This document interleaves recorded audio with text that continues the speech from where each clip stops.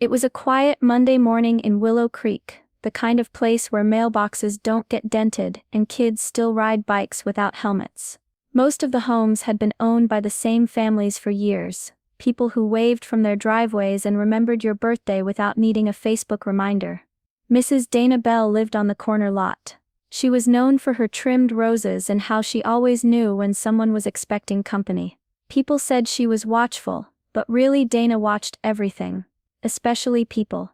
That morning as she sipped her coffee by the window, she noticed a man walking slowly down the street. He wore a dark hoodie with the hood up, and kept glancing at house numbers. He paused at porches, tilted his head, then moved on. Dana didn't recognize him, and in Willow Creek that alone was enough to make her uneasy.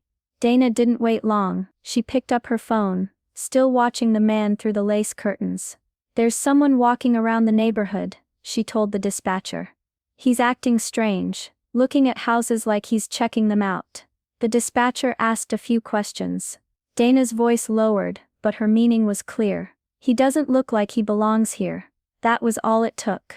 Within minutes, a black and white cruiser turned onto the street, lights flashing silently. Dana's curtains barely moved, but behind them she watched everything. The man was standing at the edge of a driveway, phone in hand, squinting at the numbers on a mailbox. He didn't seem afraid, just confused, like he wasn't sure if this was the right house. He looked up just in time to see two officers walking toward him. They asked for his name, what he was doing, where he was going. He didn't resist, he didn't run, he just blinked, surprised, and calmly answered. "I'm trying to find my grandmother's house. I haven't been here since I was a kid," he said, holding out his ID. One officer took it. The other kept a hand near his holster. Dana watched from behind her curtain, her heart thudding, not with fear, but with something else. Maybe pride, maybe power. A few houses down, the man's voice could still be heard, low, steady, respectful. He kept pointing to his phone, explaining he had the address saved, that he was walking from the bus stop. But none of that seemed to matter yet. Not while his hoodie was still up. Not while Dana Bell's word held more weight than his presence.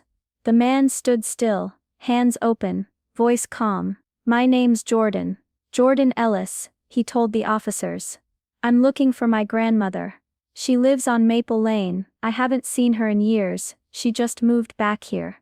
He handed over his ID, even showed them the text from his mom with the address. He didn't raise his voice or argue. Just stood there, trying to explain like it would be enough. But Dana had stepped outside by then, arms folded tight across her chest. She stayed on her porch, calling out, "Something about this doesn't feel right. He's been walking up and down the street like he's scoping the place out." The officers exchanged a glance, one nodded slightly. So they kept asking questions about where he lived, what he was doing in town, how he got here. Jordan answered every one. Still they made him wait. Hands out of his pockets. Standing on the curb. 10 minutes passed. Then 15. And then, the screen door of a little blue house swung open. A short gray-haired woman stepped out, shielding her eyes from the sun. Her face went from puzzled to horrified as she saw Jordan surrounded by police. "Jordan," she called, voice sharp. "What's going on?" He looked up, relief flooding his face. "Grandma," she stormed down the walkway, her slippers slapping the concrete. "What are you doing to my grandson?" she demanded. "He's here to visit me." The officers stepped back, suddenly unsure. Dana shrank into her porch chair. Jordan's grandmother wrapped her arms around him. "Why didn't you just knock?" she asked softly. "I wasn't sure it was the right house," he said, eyes damp. They walked back toward the house together. Neither of them looked back. The officers said little before leaving. Dana stayed on her porch, her lips pressed in a line, watching them disappear behind the door like shadows. By the next morning, everyone on the block had heard what happened. Some whispered that Dana had gone too far. Others nodded and said she was just trying to protect the neighborhood. The line between concern and fear had started to blur, and no one wanted to admit it. Jordan was seen again later that week, carrying groceries into his grandmother's house. He didn't wear the hoodie this time. He smiled politely at a passing jogger, who looked away too quickly. Another neighbor, raking leaves, suddenly found a reason to go inside. People weren't unkind, they were just distant. Quiet. Like silence could erase what happened.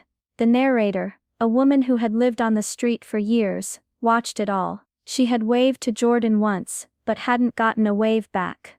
Not because he was rude, but because he hadn't seen her. He was too busy keeping his head down. The neighborhood had changed, somehow. Not the trees or the lawns, or the front porches, but the way people looked at each other. That night, the narrator couldn't sleep. She stepped outside with a cup of tea, and sat on her porch, staring up at the stars. Across the street, Jordan's grandmother sat alone, no book, no phone, just her hands in her lap. Her shoulders trembled gently in the porch light. She was crying. The narrator didn't say anything. She didn't know what to say. But her heart ached in a way it hadn't in years. Because now, the street didn't feel safe anymore, not for the reasons Dana had claimed, but because of what silence let happen. 2 weeks passed, the leaves started to turn, and Halloween decorations crept onto porches. Life in the neighborhood settled back into routine, but something still felt off. Conversations were shorter. Smiles didn't last as long. One Sunday evening, families across Willow Creek sat down to dinner, their TVs humming in the background. The narrator was cleaning up her kitchen when the local news anchor's voice caught her attention.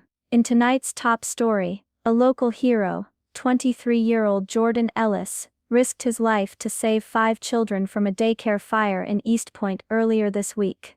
The narrator froze, dish still in hand. The screen showed grainy cell phone footage of smoke pouring from a small building. Then a man appeared, running out of the smoke with a toddler in his arms. He went back inside, again. And again. It was him, Jordan. The same young man Dana had called the police on. The same one who had been treated like a criminal for walking down the wrong street in the wrong hoodie. The news anchor continued.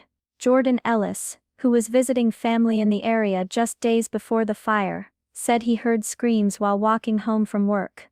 He kicked down a door, and pulled all 5 children out before firefighters arrived.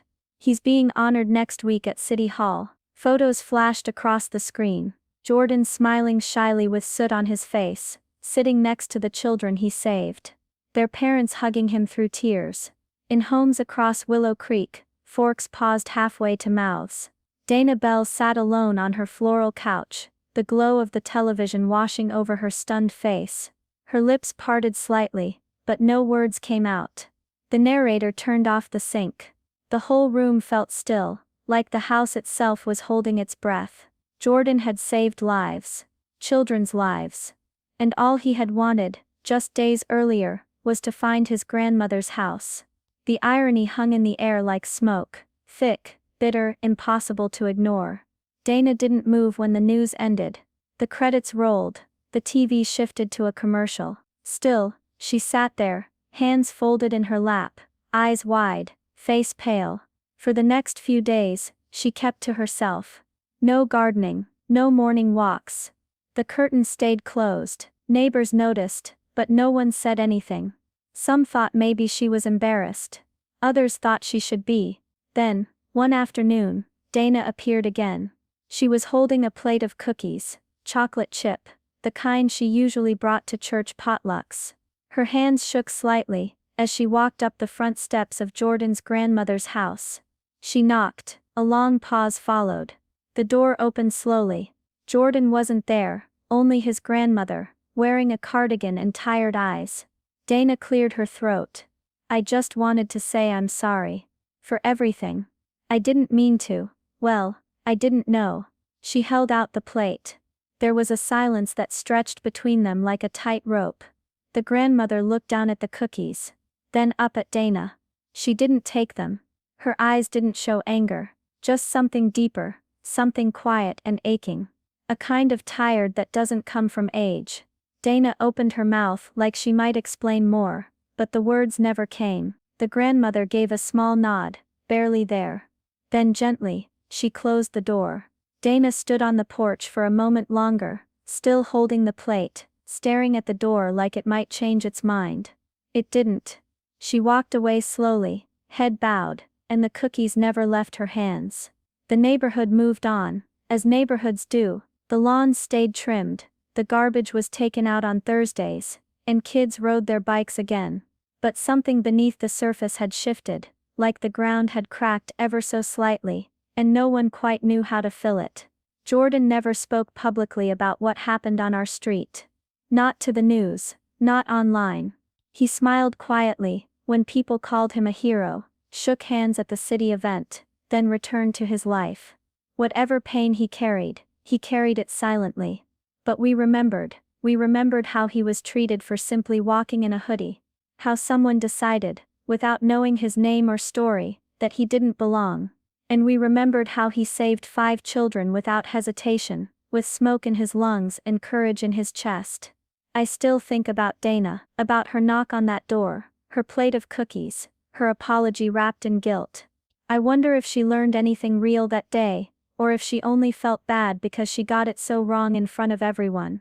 It's easy to fear what we don't understand, easier still to let fear turn into suspicion, and suspicion into harm. It happens in quiet ways, with glances, with whispers, with phone calls to the police that shouldn't be made, but kindness has power too. Jordan's kindness didn't come with conditions. It didn't depend on how people treated him.